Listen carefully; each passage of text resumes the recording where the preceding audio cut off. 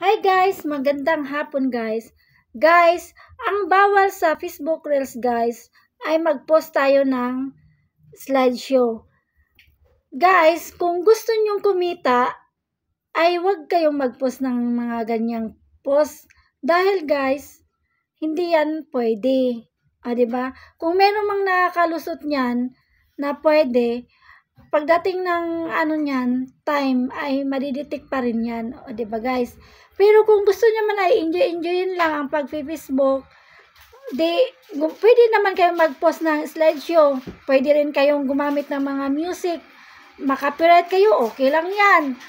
Tapos, guys, yung kumukuha kayo ng mga video sa ibang platform, okay lang yan. Kasi, ayaw nyo naman kumita eh. Gusto nyo naman na enjoyin lang, hindi kayo seryoso. At, may mga watermark. Diba guys?